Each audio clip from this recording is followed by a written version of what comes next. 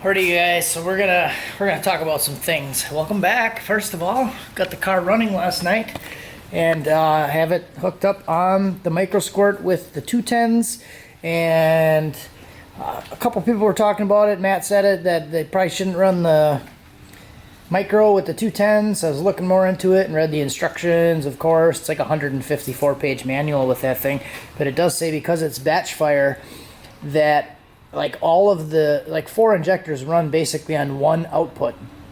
So the 210s have a 9 ohm resistance reading. I measured them, it was like 9.1, where other injectors normally read like 13 to 14, and they call for 14 ohms in the manual. So anything below that shouldn't use.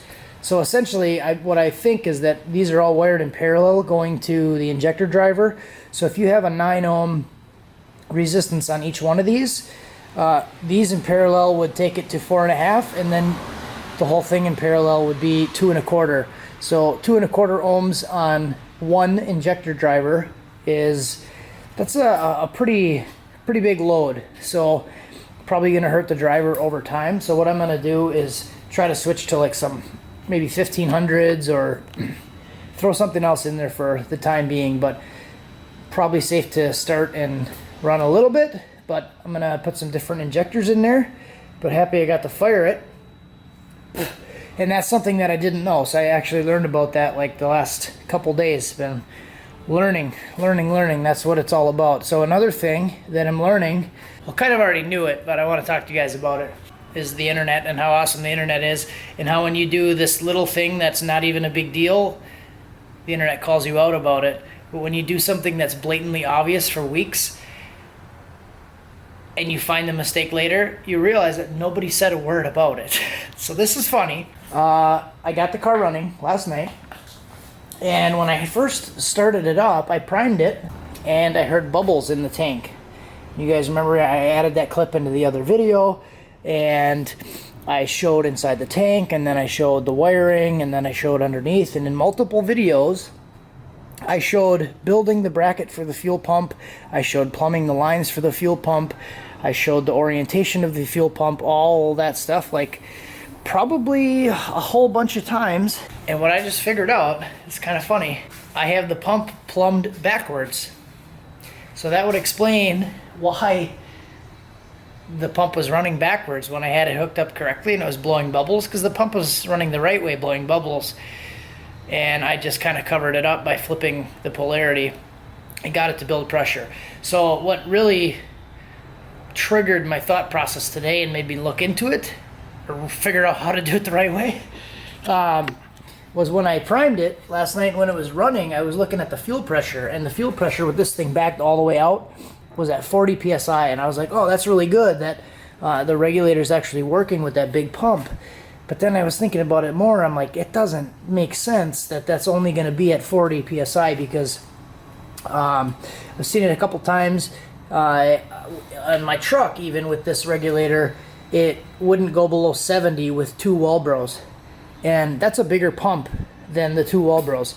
So there's no real reason, I don't think, that should be that low. And I'm like thinking, well, shit, is the pump running backwards? Like, do I have the pump the wrong way? And I do. But the point of the rant is not one person said anything about it. Like, that's kind of a big deal. And I think it's funny how the internet will call you out about the smallest things that you're doing wrong, like loosening a nut with a torque wrench. The internet goes crazy. But when you do something big like that, like plumb the fucking fuel pump backwards, it's crickets. So anyway, it's not a huge deal. I'm just gonna basically unbolt it, flip it around, and then bolt it back in, and then it should be fine. And I would bet, and we'll show the pressure, when I prime it, it'll go above 40. It'll probably be like 70 or 80, I would think. So that makes sense. All right, so a couple things coming up on this. I did spend some time today. I took like some screen capture of downloading the Tuner Studio software for this. I'm going to spend some time tinkering around with that, doing the screen capture stuff, and kind of show every step along the way. It's very simple. It's like just downloading anything else. So I'll show that later and then go through some of the tuning stuff as I figure it out and learn it and show you guys. And while you're climbing on that, can you get down, please? Kids. So another thing I want to do is I'm going to run another ground line.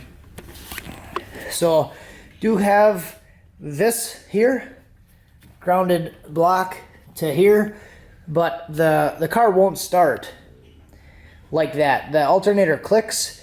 But when I was starting it, I was using a jumper cable, and I grounded the block, and then I wrapped it around the backside to the battery negative, and then it would actually crank the starter over. It would crank the engine. So right now it just clicks. When I run the jumper cable, it will start it. So that tells me that the ground isn't good enough yet in the circuit, so I need to make a better ground. That should be quick and simple. I did take the drive shaft in today, the parts in for the drive shaft. So I was having an issue. I have issues. We'll just talk about all my problems in this video. So the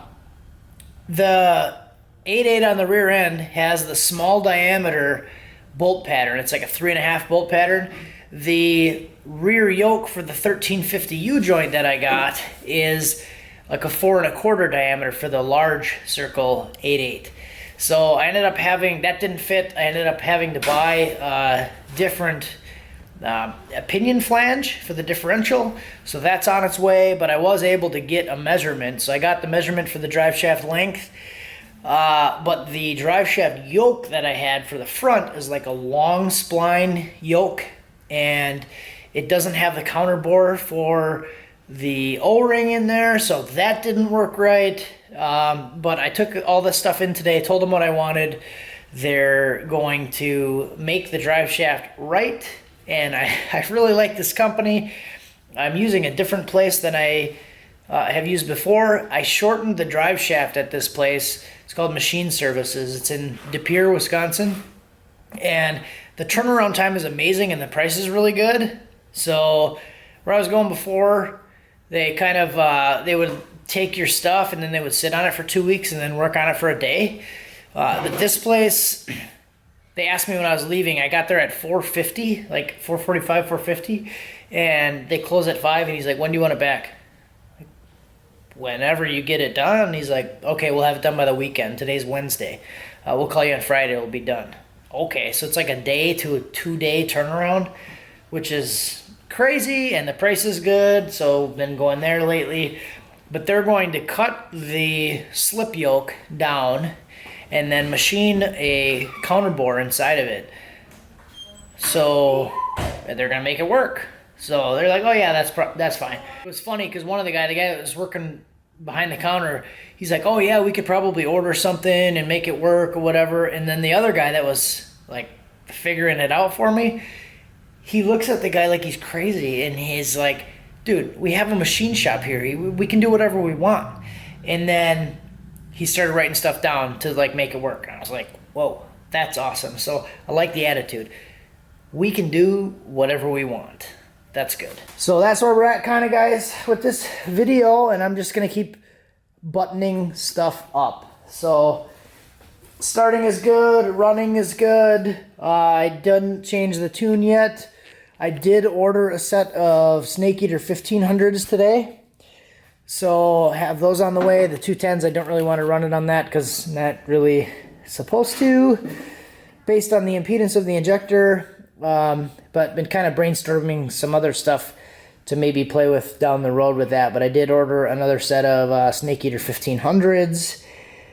Those should be here soon, and then we'll just run them on that and not really care that much, which is fine because I was looking at getting 1500s anyways, so don't really care. And got dumb stuff like hose clamps and put water in it, and you know, big burnouts. And so yeah, overall, I've been getting a lot of questions about like, are you gonna try to get it to the track? Yes, I absolutely want to try to get it to the track this year.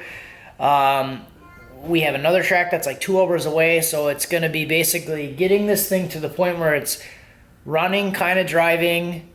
I didn't want to register it, but I might, to do some street tuning. Hunter from Hunter Tune YouTube channel, he has a dyno, and we had discussed previously that I was going to trailer this thing to his dyno, and then we were going to basically, like, I was going to do the idle cruising, driving, tuning, basic stuff on his dyno, and then get it prepared to go to the track to get some wide open throttle data and do some tuning there. But he just moved into a new shop and took his dyno out of the ground, and they still they're doing a lot of work over there. So might not be ready, so I think I'll just end up probably maybe registering it and doing some street tuning, but that would involve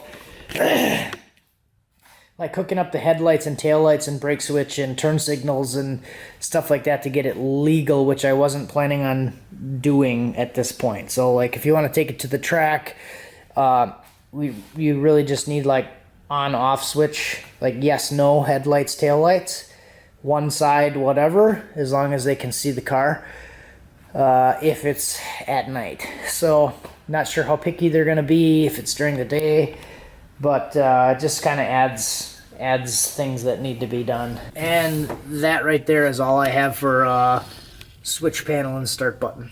So that's like all the electrical in the car right now. So no gauges, got to do the wideband yet. There's like some critical gauges. I have some other stuff like attack. I want to do coolant temp, wideband, basic stuff. So that stuff, I have it all. I just need to put it in. So that'll be another like day or something of work, but and looming all the wires so it's protected. Oh, update. That's, I guess we're just rambling. So I did order a new switch. It's already set up for the on-off switch. I did get a kill switch, so I have to redo some of this wiring. And then someone mentioned a fuse. Yes, this is just temporary. I just threw it in there just to start it. So I'm going to do a breaker, like a 300 amp breaker here instead of a fuse, and then run it to the kill switch there. So that stuff still got to do yet. Yeah, I think that's pretty much it. I might not throw a hood on it. I would still have to finish the Zeus clip here. Like this one was just kind of half done because they got a different bumper on it. This one's off and gone somewhere, so I might not even run a hood, but want to get it out, guys. Out and about. Drive shaft, and we can